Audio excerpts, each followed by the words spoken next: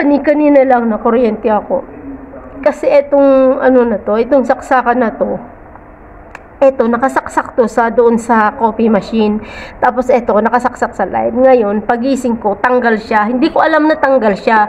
Tapos yung alaga ko, nilapag ko saglit. Pinalitan ko na ng pampers. Binihisan ko na. Tapos nilapag ko lang saglit. Pagkatapos nakita ko, pagapang na siya. Pagapang na talaga siya dito. Tapos, kasi hindi ko talaga yung alaga ko, kahit na marami akong ginagawa, minsan hindi ko nagagampanan yung ginagawa ko, gawa nga nung may alaga ko dito, kasi niya pinalaga, anak ng amo ko yun. Yung anak ng, kasi wala pa silang katulong. Alam mo, naiyak ako. Hindi ako naiyak kanina. Inakuryente ako, hindi ako naiyak. Tapos sa isip ko lang, paano kung nasubo to ng alaga ko? Kanya, 1 taon lang siya mahigit. Ay, mahilig siyang magsusubo. Tapos nilapag ko lang siya saglit. Pero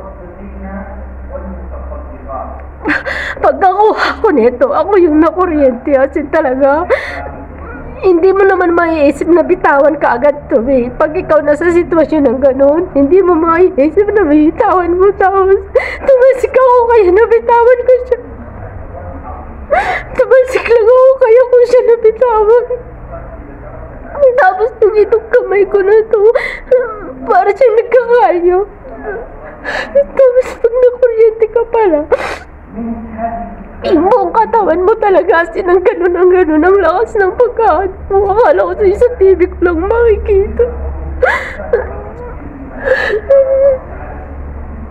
Alam mo, yung kaba ko talaga kanina. Alam mo, pag inasubo lang to ng alaga ko, di talaga ako makakauwi ng Pinas.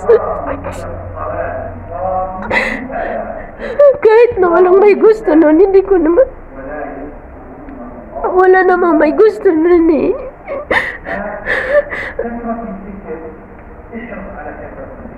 Kaya mag-iingat po tayo, mag-iingat talaga. Inaano ko lang na mag-iingat talaga, lalo na pag may alaga tayong bata.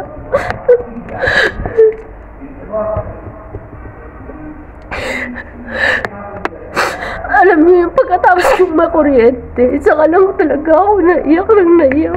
Sabi ko, bakit daw ako umiyak?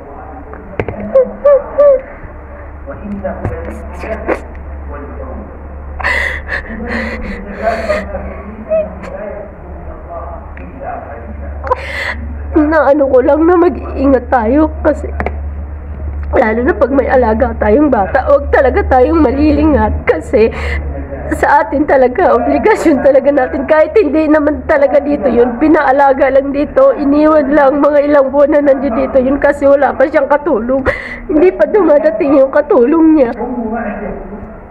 Kaya ako muna nag-aalaga, kahit na maraming trabaho dito, hindi ko na nagagampanan.